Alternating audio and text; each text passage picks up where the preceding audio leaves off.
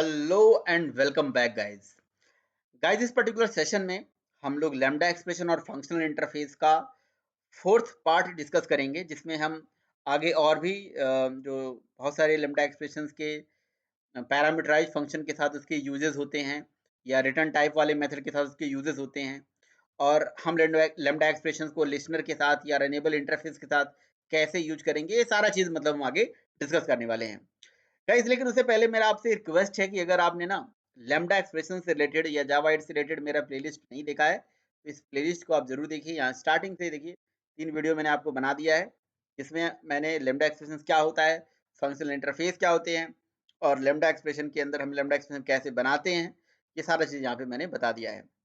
सो इसी चीज़ के रिगार्डिंग मैंने देखिए वेबसाइट में भी सारी चीज़ें लिख रखी है कंटेंट में, आप यहाँ पे भी देख सकते हैं। सो लास्ट टाइम पे हम लोगों ने फंक्शनल इंटरफेस के बारे में पढ़ा, राइट। तो एक बार थोड़ा सा मैं रिकैप करूंगा, बस एक छोटी सी लाइन कि भाई फंक्शनल इंटरफेस क्या होता है। फंक्शनल इंटरफेस कुछ नहीं होता है, एक ऐसा इंटरफेस जिस इंटरफेस में एक ही एब्स्ट्रैक्ट मेथड होने चाहिए, एक से ज्यादा एब्स्ट्रैक्ट मेथड नहीं होने चाहिए, राइट। और उसके बाद हम लोगों ने लैम्डा एक्सप्रेशन के बारे में डिस्कशन करा था कि लैम्डा एक्सप्रेशन कैसे कैसे बनाया जाएगा। और उसके रिगार्डिंग मैंने ये एक छोटा सा एग्जांपल आपको बताया था कि अगर हमारे पास कोई फंक्शनल इंटरफेस में कोई मेथड बना हुआ है और उस पर्टिकुलर इंटरफेस के मेथड को हमें अपनी क्लास में यूज करना है, तो इस तरह से हम देखिए यहाँ लैम्डा एक्सप्रेशन के माध्यम से यूज कर ले रहे हैं। तो ये एक हमारा एक यूज था, जिसको हमने नॉन पैरामीटराइज्ड मेथड के साथ इसको यूज करा। अब देखिए यहाँ पे फंक्शनल इंटरफेस और लैम्डा एक्सप्रेशन से रिलेटेड कुछ क्वेश्चन है, पहले मैं वो डिस्कस कर लेता हूँ, फिर आगे मैं यहाँ पे चीजें बताता हूँ। देखिए अगला क्वेश्चन ये है कि मान लीजिए आपसे ये क्वेश्चन पूछा जाए कि मान लीजिए कि आपके पास एक फंक्शनल इंटरफेस है जिसका नाम है INTR, राइट। और एक दूसरा हमारे पास यहाँ पे ही इसी के जस्ट नीचे मैं यहाँ पे एक और इंटरफेस क्रिएट कर देता हूँ जिसका नाम लिखता हूँ INTR1, राइट। और मान लीजिए कि हमारी जो INTR है वो एक्सटेंड कर रही है, INTR1 जो है एक्सटेंड कर रही है INTR को, राइट। INR को कर रही है, INR को कर रही है, राइट। तो क्या ये वैलिड सिनेरियो है? मतलब एक फंक्शनल इंटरफेस दूसरे फंक्शनल इंटरफेस को इनहेरिट कर सकता है? तो गाइस यहाँ पे इसका आंसर है कर तो सकता है, लेकिन इस बात का ध्यान रहे कि जब भी इनहेरिटेंस होता हो तो उस केस में जो चाइल्ड क्लास है उसके पास कोई एक्स्ट्रा मेथड नहीं हो, राइट। तो ये देखिए ये पॉइंट मैंने यहाँ पे लिख रखा है, ये पॉइंट यहाँ से आप देख सकते हो फंक्शनल इंटरफेस के बारे में कि भाई इफ अ पेरेंट क्लास, ठीक है, if any parent class is a functional interface, then by default child class is also treated as the functional, है ना। if we are not defining, any extra method inside the interface, समझ रहे हो। तो मतलब अगर हमारी कोई चाइल्ड इंटरफेस है और एक पेरेंट इंटरफेस है, तो चाइल्ड इंटरफेस ने पेरेंट इंटरफेस को इनहेरिट कर दिया, तो क्या जो चाइल्ड है अभी भी फंक्शनल है या नहीं है? कई लोग कहेंगे कि नहीं है। क्यों नहीं है? क्योंकि ये जो शो मेथड है ये तो इनहेरिट होके चाइल्ड में आ जाएगा, तो चाइल्ड में इनहेरिट होके आ जाएगा, इसलिए यहाँ पे दो मेथड हो जाएंगे। तो INR जो है ये हमारा फंक्शनल है, बाकी ये वाला जो फंक्शनल नहीं है। गाइस यहाँ पे क्या है ना, ये दोनों हमारे इंटरफेसेस फंक्शनल इंटरफेसेस हैं। तो आपने कहा कि सर ये शो मेथड दो बार यहाँ नहीं आ जाएगा, नहीं। एक्चुअली क्या होता है, जब इंटरफेस के अंदर इनहेरिटेंस होता है तो वैसे भी जब कभी भी इनहेरिटेंस होता है तो अगर सेम नेम से दो मेथड्स दो क्लासेस में हो या दो इंटरफेसेस में हो तो उसको मेथड ओवरराइडिंग बोला जाता है। तो ये सिंपली क्या करेगा, इस मेथड को यहाँ पे ओवरराइड करके यहाँ पे रखा हुआ है। ये मेथड जो है ना यहाँ से नहीं आने वाला है, समझ रहे हो, यहाँ से नहीं आने वाला है, ये इसका अपना मेथड है, इसने इसको ओवरराइड मार दिया है। तो ये बिल्कुल फंक्शनल इंटरफेस इनहेरिटेंस के केस में वैलिड सिनेरियो है, कोई दिक्कत वाली बात नहीं है। अब एक दूसरा सिनेरियो क्या यहाँ पे बनता है कि मान लीजिए यहाँ पे शो नाम का मेथड है और यहाँ पे मान लीजिए शो वन नाम का मेथड है, शो वन नाम का मेथड है।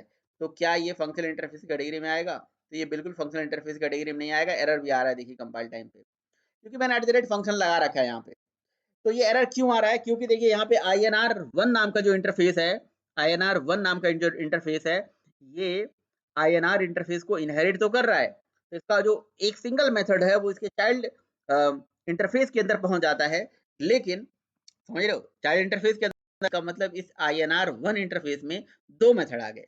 एक तो पेरेंट वाला मेथड आ गया इसके पास और एक अपना खुद का है, यानी कि शो भी आ गया, शो वन भी आ गया, और हमने @ फंक्शन लगा रखा है। तो ये फंक्शनल इंटरफेस के केस में जब भी आप इनहेरिटेंस करते हो, इस बात का ध्यान रहे कि इनहेरिटेंस जब करिए तो सेम नेम से मेथड हो तो कोई दिक्कत वाली बात नहीं है, ठीक है। एक भी मेथड नहीं हो तब भी कोई दिक्कत वाली बात नहीं है, तब भी ये फंक्शनल इंटरफेस है, क्योंकि ये पेरेंट्स से जो है डेफिनेशन इसके पास आ जाएगी।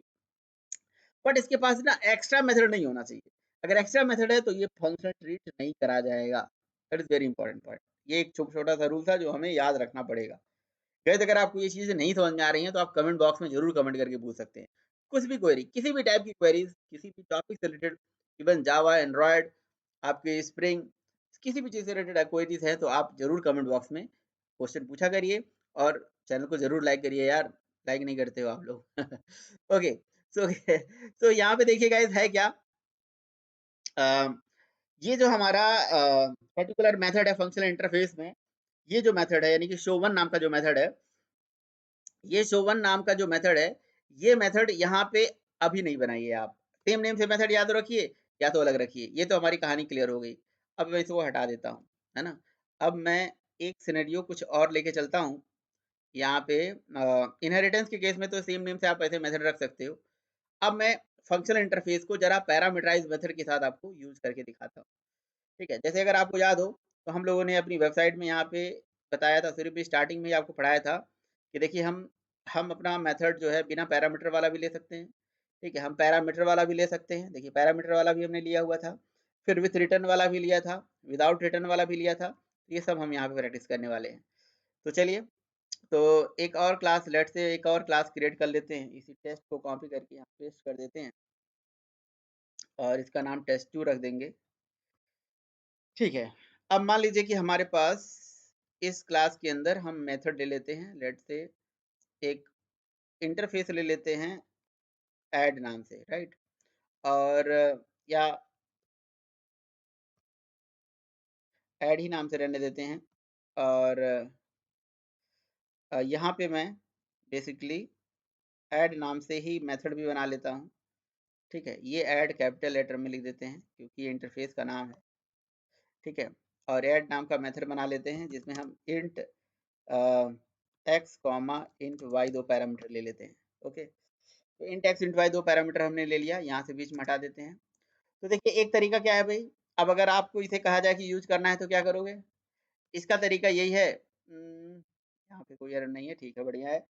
तो आप एक क्लास बनाओगे, इंटरफेस को इम्प्लीमेंट करोगे, मेथड को ओवरराइड करोगे और लॉजिक लिखोगे, है ना। तो वो तो आप जानते ही हो। बट अगर आप करना चाहो तो मैं आपके लिए कर देता हूँ कि भैया एक आपने क्लास बना दिया, फिर आपने इंटरफेस को इम्प्लीमेंट कर दिया, या एनोनिमस ही सेक्शन बना लो तब भी आपको इम्प्लीमेंट तो करना ही पड़ेगा।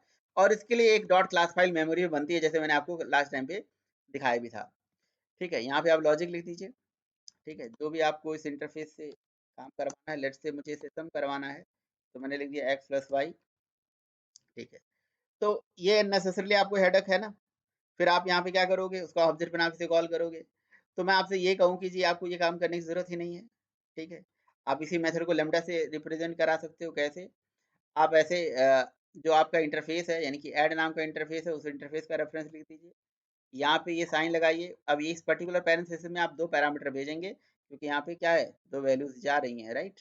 तो जो भी आपको दो वैल्यू भेजना है ना, दो पैरामीटर भेजना है, वो यहाँ पे भेज दीजिए। लेट से आपने भेज दिया 12 और फिर आपने भेज दिया यहाँ पे 12, ओके। तो 12 और 12 जो आप यहाँ से वैल्यू भेजोगे इसका सम भी तो होगा। लेकिन सॉरी, यहाँ पे ना 12 और 12 वैल्यू नहीं भेजेंगे, हम यहाँ पे कॉलिंग के टाइम पे इस वैल्यूज को भेजेंगे, क्योंकि ये जो मेथड है ये दो पैरामीटर लेता है, तो दो पैरामीटर की इसकी वैल्यू हम बता देंगे। बस हम इसको एज अ कह सकते हो कि एज अ वेरिएबल बस हम एक्स और वाई करके इसको लेके चलेंगे, है ना। यहाँ पे हम एक्चुअल वैल्यू नहीं देंगे, एक्चुअल वैल्यू तो तब हम देंगे जब हम इसको कॉल करेंगे, समझ रहे हो। तो एक्स और वाई करके दे देंगे, और इस दोनों का जो सम है ये यहाँ पे आ जाएगा एक्स प्लस वाई करके, ठीक है। अब उसके बाद यहाँ से ये जो लाइन आपने लिखी है इंटरफेस को इम्प्लीमेंट करके और ये सारा क्लास क्लास बना के, आपको करने की जरूरत नहीं है। तो मैं ये बता रहा था कि आपको करना पड़ेगा। तो नॉर्मल सिनेरियो तो आप समझ ही रहे हो, ये क्लास बनाना, इंटरफेस को इम्प्लीमेंट करना, मेथड को ओवरराइड करना। बट मैं नहीं कर रहा हूँ, है ना। तो मैं इसका लेमडा बना दिया और यहाँ पे लिख दिया भैया इसके अंदर दो पैरामीटर जाने वाला है, क्योंकि हम उसी के थ्रू रिप्रेजेंट कर रहे हैं ना। तो यहाँ पे हम पैरामीटर बना रहे हैं मेनली, तो इसीलिए यहाँ पे हमने दो पैरामीटर बनाया। हमने डेटा टाइप लिखने की जरूरत नहीं है, डेटा टाइप लिखने की जरूरत नहीं है। और इस पर्टिकुलर दो पैरामीटर का जो रिजल्ट होगा ये सम यहाँ पे इस तरह से दिख जाएगा। चाहो तो इसको यहाँ पे मैसेज दे दो, सम इज इक्वल टू, ठीक है, प्लस, और यहाँ पे ये जो सम है आपका आ जाएगा। बट द थिंग इज कि आप इसे कॉल कैसे करोगे, कॉल ऐसे करिए, यहाँ पे लिखिए टी डॉट एड, और ऐड मेथड में दो वैल्यू पास करिए, लेट से हमने 12 पास कर दिया और यहाँ पे लिख दिया 23, 12 और 23 एज ए इनपुट यहाँ पे जाएगा, और इसके लिए कोई सेपरेट क्लास नहीं होगी, इसी लेमडा से उसका कैलकुलेशन हो जाएगा, और कैलकुलेशन होने के बाद जो रिजल्ट है वो यहाँ पे सम में प्रिंट होके आ जाएगा। ठीक है, ये देखिए रन कर देते हैं, देखिए सम इज इक्वल टू 35 आ गया, एकदम परफेक्टली चल रहा है, राइट। तो गाइस इस तरह से आप ना एक दो जितना मतलब इतना इनपुट यहाँ पे आप भेज सकते हो। तो देखिए हमारा क्या बच गया, हमारा एक अलग से क्लास बनाना यहाँ पे बच गया। ठीक है, तो आई होप आप चीज़ें समझ पा रहे होंगे। यहाँ से मैंने दे दिया 34 और यहाँ पे 53, इस तरह से हम बहुत सारी वैल्यूज़ भेज सकते हैं और सारी वैल्यूज़ का सम यहाँ पे आ जाएगा। तो ये दो तरीके हो गए। एक तरीका हो गया कि जब हमारे पास कोई फंक्शनल इंटरफेस है, उसमें मेथड के अंदर कोई भी पैरामीटर नहीं है और कोई रिटर्न टाइप नहीं है। और दूसरा सिनेरियो ये हो गया कि अगर मेथड के पास हमारे पास मेथड अगर हमने बनाया है और उसके पास हमारे पास कोई रिटर्न टाइप हो, समझ रहे हो, सॉरी पैरामीटर हो। अब हम क्या करेंगे, हम रिटर्न टाइप वाला बनाएंगे। तो रिटर्न टाइप के लिए मैं इसी को कॉपी कर लेता हूँ, दोबारा पेस्ट कर लेता हूँ, और मैं वो सेम एग्जांपल लेता हूँ जो मैंने लास्ट टाइम पे लिया था। जैसे मैंने एक स्क्वायर रूट निकालने के लिए यहाँ पे लिया हुआ था, तो इस टाइम पे अब ये जो इंटरफेस है इसका नाम हम INTR ही रख देते हैं, और इस मेथड के अंदर हम एक मतलब एब्स्ट्रैक्ट मेथड हम अपना खुद के क्रिएट करेंगे। ठीक है, public public return type int, और मेथड का नाम SQRT। ठीक है, और इसके अंदर पैरामीटर दे दिया इंट नंबर। ठीक है, तो बताइए अब इस इंटरफेस की इम्प्लीमेंटिंग क्लास हमें बनानी है, तो हम क्या कर सकते हैं, क्लास बनाएंगे, इंटरफेस को इम्प्लीमेंट कराएंगे और इस मेथड को ओवरराइड करेंगे, राइट। तो इस सिनेरियो में हमें क्या करना पड़ेगा, हम इसका लेमडा कैसे मतलब बना सकते हैं। बस हमें क्या करना है जी, इस पर्टिकुलर मेथड के अंदर एक पैरामीटर है ना, तो एक पैरामीटर हमें यहाँ पे देना पड़ेगा, है ना। या हम एक पैरामीटर एकदम सिंपल तरीके से अगर करना चाहें तो हमें पेरेंट्स अगर एक पैरामीटर है तो हम पैरेंथेसिस लिखने की हमें जरूरत भी नहीं है। तो हम यहाँ पे पैरेंथेसिस नहीं लिख सकते हैं, हम सीधे लिख दें यहाँ नम, राइट, हमने नम लगा दिया। ओके, और उसके बाद यहाँ एरो लगा के अब हमें क्या करना है, इसकी बॉडी भी तो देनी है। तो यहाँ पे हम इसको सम यहाँ नहीं कराने वाले, इसकी बॉडी देने वाले हैं। तो हमने क्या कर दिया, यहाँ पे लिख दिया नम इंटू नम। ठीक है, नम को नम से मल्टीप्लाई कर दिया। ठीक है, तो जो भी नम होगा स्क्वायर तो उसी से निकलेगा ना, नम इंटू एम। और यहाँ पे हमने ये एरो का साइन लगा दिया, इसको हमने होल्ड किस में कर लिया, इस वेरिएबल में होल्ड कर लिया। सो अभी यहाँ पे ये प्रॉब्लम क्यों आ रहा है, एस डज नॉट मैचेस, ऐसा क्यों है भाई। नम, यहाँ पे हमने नम बनाया, ओह सॉरी सॉरी सॉरी, यहाँ पे जो है ना हम इंटरफेस का जो टाइप लेंगे वो ऐड टाइप का नहीं लेंगे, इस टाइप का लेंगे। ठीक है, तो अब देखिए परफेक्टली चल रहा है, कोई दिक्कत वाली बात नहीं। ओके, इसे हटा देते हैं। सो गाइस देखिए यहाँ पे हम क्या करेंगे, पास करने वाले हैं क्या, टी डॉट, और यहाँ पे वैल्यू पास करेंगे हम स्क्वायर। स्क्वायर के वैल्यू लेट से हमने दे दिया 2, तो 2 का जो स्क्वायर होगा वो हमें रिटर्न होके मिल जाएगा। इसके लिए हम यहाँ सिस्टम डॉट ऑर्डर प्रिंटलन में इस स्क्वायर को यहाँ पे प्रिंट कराना पड़ेगा। ओके, सो ये देखिए, ठीक है, देखिए 2 का स्क्वायर 4 आ गया।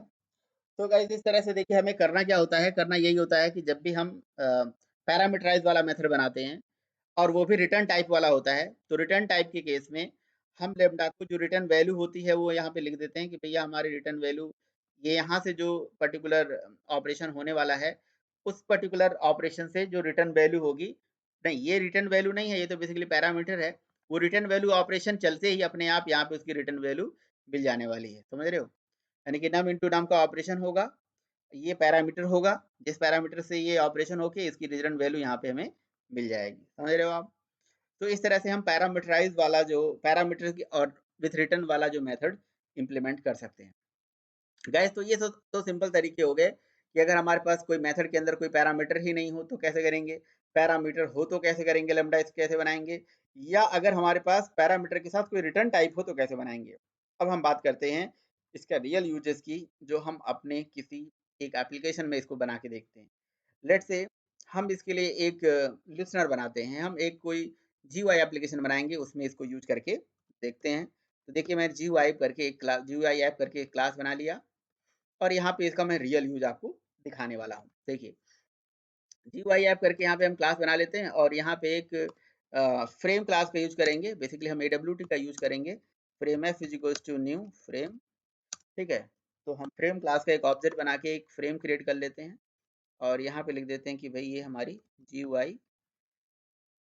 GUI एप्लीकेशन है। ओके, उसके बाद यहाँ पे क्या कर लेंगे हम, ये हमारी GUI एप्लीकेशन है, then frame dot set visible चला देंगे और यहाँ पे पास कर देंगे ट्रू, से विजिबिलिटी इसकी ट्रू हो जाएगी।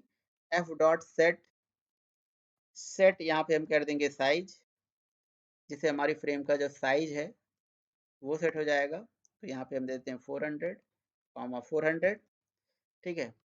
और हमें क्या चाहिए, कोई GUI एप्लीकेशन में एक सिंगल बटन चाहिए जिसपे मैं इवेंट मेनली परफॉर्म कर सकूं, ठीक है। तो इवेंट परफॉर्म करने के लिए हमें चाहिए बटन, तो हमने बटन भी equals new button, button class का ऑब्जेक्ट बना लेंगे, सॉरी ये क्या हो गया, button BUTTON, okay. Button class का नाम ले लिया, लेट से मैंने क्लिक, तो जब क्लिक बटन पे आप क्लिक करोगे तो वो क्लिक हो जाएगा। फ्रेम का साइज हो गया, विजिबिलिटी हो गया, button F dot set layout set कर देते हैं ताकि जो हमारा फ्रेम का जो लेआउट है, यहाँ पे लिख देते हैं कि न्यू फ्लो लेआउट, एक डायरेक्शनल फ्लो में कंपोनेंट एक के बाद एक ऐड हो जाएंगे, तो हम ऐड कर लेते हैं और यहाँ पे ऐड कर लेते हैं हम अपने बटन को, बी को, ओके ओके। सो गाइस, इस तरह से आप देख सकते हो सिंपल एक AWT की एप्लीकेशन है, GUI एप्लीकेशन है जो कि यहाँ पे बन के आ जाएगी। और इस GUI एप्लीकेशन में जब आप यहाँ पे क्लिक बटन पे क्लिक करोगे तो देखिए क्लिक नहीं हो रहा है, रीजन बिंग क्योंकि आपने इस पे क्या नहीं लगाया है, इवेंट नहीं लगाया है, तो इस पे इवेंट हमें लगाना पड़ेगा। अच्छा, ये क्लोज भी नहीं होता इस तरह से क्योंकि इस पे हमने लिसनर लेके लगाया है, तो यहाँ से टर्मिनेट कर देते हैं, ओके। तो इसके लिए देखिए क्या तरीका होता है लिसनर चलाने के लिए। तो अर्लियर तरीका है जो हम लोग अभी तक जानते हैं कि हम एक करेंगे इम्प्लीमेंट्स, यहाँ पे एक्शन लिसनर हमारा इंटरफेस होता है, उसको हम इम्प्लीमेंट करेंगे। या तो हम इम्प्लीमेंट कर दें या तो हम एनोनिमस सेक्शन बना दें, ठीक है। एक्शन लिसनर को इम्प्लीमेंट करके इसका कॉल बैक मेथड होता है जिसको हम ओवरराइड करेंगे, जिसका नाम है एक्शन परफॉर्म, ठीक है।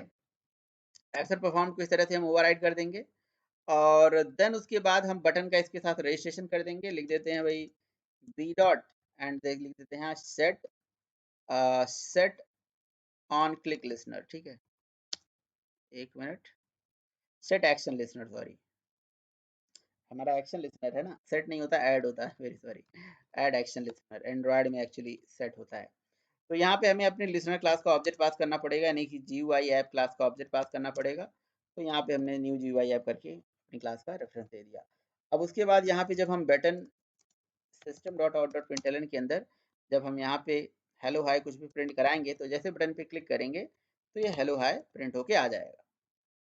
ये देखिए ये एप्लीकेशन हमारी चलेगी। लेट मी जस्ट 1 सेकेंड भाई, यहाँ पे ये हैंग कर रहा है ना, ओके। राइट क्लिक करके रन कर देते हैं, कोई दिक्कत नहीं है, रन एज। तो देखिए एप्लीकेशन जैसे रन होके आएगा, यहाँ पे जैसे हम बटन पे क्लिक करेंगे तो ये देखिए हेलो आ रहा है, इसका मतलब ये इवेंट हमारा चल रहा है। यहाँ पे हम एप्लीकेशन को क्लोज कर देते हैं। हम ये तरीका फॉलो नहीं करेंगे, दूसरा तरीका भी होता है कि हम इसका लिसनर इंटरफेस बना लेते हैं, ठीक है। तो हम एक्शन लिसनर इंटरफेस को इम्प्लीमेंट न करा के हम इसका एक एनोनिमस सेक्शन बना लेंगे, एक दूसरा तरीका है।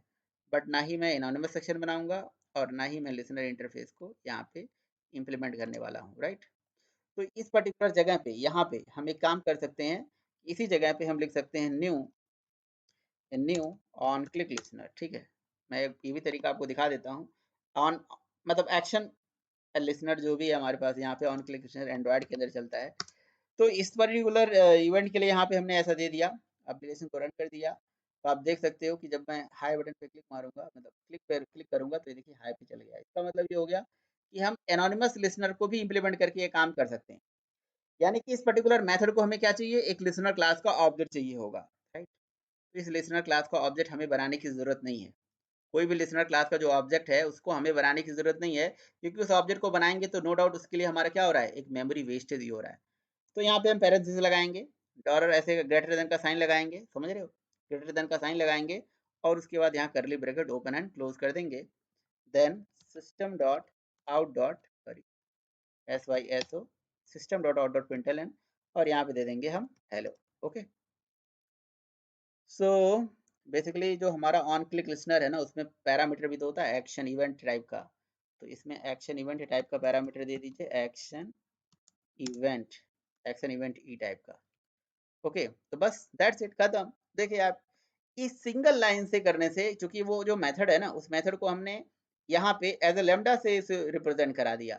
तो हमने यहाँ पे दे दिया कि भाई एक्शन इवेंट ई टाइप का यहाँ पैरामीटर आएगा, ठीक है? इसको हम थोड़ा-सा अगर इस तरह से करना चाहें तो कर सकते हैं।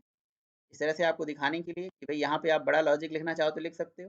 छोटा लॉजिक अगर एक ही स्टेटमेंट लिखना है तो आप इसे कर्ली ब्रैकेट भी लगाने की आपको ज़रूरत नहीं है। इसे भी हटा दीजिए, आपको एक ही स्टेटमेंट अगर लिखना है तो। ये लीजिए, दैट्स इट, यहाँ पे खत्म, है ना? ओके कर दीजिए, ओके कर दीजिए। देखिए एप्लीकेशन को रन करिए यहाँ पे, ये देखिए एप्लीकेशन जैसे रन होके आएगी, बटन पे क्लिक कर रहे हैं, ये देखिए हो रहा है ना, हो रहा है ना क्लिक। तो बताइए, आप सोचिए, आप थोड़ी देर के लिए स्क्रीन को ब्राउज़ करके सोचिएगा कि तीनों में से बेस्ट तरीका कौन-सा है, राइट? और मुझे कमेंट बॉक्स में कमेंट करके बताइएगा। मेरे ख्याल से तो जो लास्ट वाला तरीका है, मैंने सबसे बेस्ट तरीका वही हमने यूज़ करा। उसमें कोड कितना कंसाइज़ हो गया, कोड कितना छोटा हो गया। तो गाइस जब मैंने आपको लैम्ब्डा एक्सप्रेशन पढ़ाना सिखाया था ना, तो उसी टाइम पे बताया था कि लैम्ब्डा एक्सप्रेशन जो होती है हमारे कोड को छोटा करती है, बड़ा करने के लिए, कॉम्प्लेक्सिटी को बढ़ाती नहीं है। अब कई लोगों को ये देख के थोड़ा कन्फ्यूज़न हो जाता है कि ये कर्ली ब्रैकेट ओपन करो, यहाँ क्लोज़ करो, ऐसे करो, वैसे करो। तो इसको देखो कांसेप्ट से हमें याद करना होगा। कांसेप्ट क्या था? देखिए कांसेप्ट क्या था कि भैया इस मेथड के अंदर हमें डालना था एक क्या? इसके अंदर डालना था हमें लिस्टनर क्लास का ऑब्जेक्ट का रेफरेंस। तो लिस्टनर क्लास तो हमें बनानी थी। तो लिस्टनर क्लास अलग से हम किसी क्लास में बनाते, उसका ऑब्जेक्ट यहाँ पे डालते, या हम एनोनिमस बना लेते।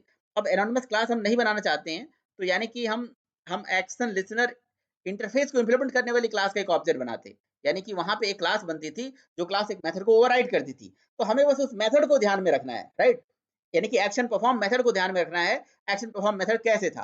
तो चलिए देखिए यहाँ पे ऐसे करके ऑन क्लिक एक्शन लिस्टनर लिखिए, यहाँ पे एक्शन लिस्टनर लिखिए, ये लिखिए, और एक्शन परफॉर्म मेथड कुछ इस तरह से था, जिसमें एक्शन इवेंट टाइप का पैरामीटर था। तो बस आपको क्या करना है, यहाँ पे सबसे पहले सबसे पहले क्या करेंगे भाई, सबसे पहले ऐसे पैरेंथेसिस का साइन लगाएँगे, फिर ग्रेटर देन का ऐसे एक एरो ये लगाएँगे, हमारा लैम्ब्डा का साइन हो गया। अब इसमें पैरामीटर में क्या देंगे, ये हमारा मेथड हो गया ना विदाउट नेम, यानी कि एक्शन लिस्टनर का नाम आपने लिख दिया, समझ लो एक्शन परफॉर्म जो मेथड ओवरराइड हुआ था उसका नाम ले लिया। उसमें एक्शन इवेंट टाइप का पैरामीटर जाता है, इसलिए यहाँ पे एक्शन इवेंट टाइप का पैरामीटर दे दिया। समझ रहे हो? एक्शन इवेंट टाइप का एक्सपेरिमेंट टाइप का पैरामीटर हो गया। अब इसके बाद क्या लिखेंगे, इसके बाद आपको जो भी बिज़नेस मेथड आपको यहाँ पे लिखना है, ये लिख दीजिए। ये मेथड की क्या है, बॉडी है। यहाँ पे आप मेथड की बॉडी लिख दीजिए, दैट्स इट। तो ये जो है, ये जो इतना सेक्शन हो गया, ये वो मेथड हम सीधे ओवरराइड कर रहे हैं। हमें वो क्लास नहीं बनाने की ज़रूरत है। हम सीधे उस मेथड से काम कर रहे हैं, और मेथड भी डायरेक्टली नहीं लिख रहे हैं। मेथड भी पूरा डायरेक्टली नहीं लिख रहे हैं, विदाउट नेम लिख रहे हैं, नेम नहीं है उसका। अगर होता तो यहाँ पे वाइड करके लिखना पड़ता, वही काम हमारा आसान हो गया। और ये एक लैम्ब्डा एक्सप्रेशन इस चीज़ को कैसे बताया है, इस एरो से बता दिया गया। देखिए गाइस, देखिए इस तरह से ये चीज़ कितना आसान हो जाने वाला है। और अगर आपको इससे ज़्यादा यहाँ पे लॉजिक लिखना है, बड़ा लॉजिक है, तो आप यहाँ curly braces open open close करके बड़ा से बड़ा लॉजिक लिख दीजिए। तो चलिए अब अगले सेशन में मिलते हैं। अगर ये वीडियो अच्छा लगा तो ज़रूर लाइक करिएगा और चैनल को सब्सक्राइब करिए। साथ ही बेल आइकन प्रेस कर लीजिए ताकि वीडियोज़ की नोटिफिकेशन मिले। Thank you so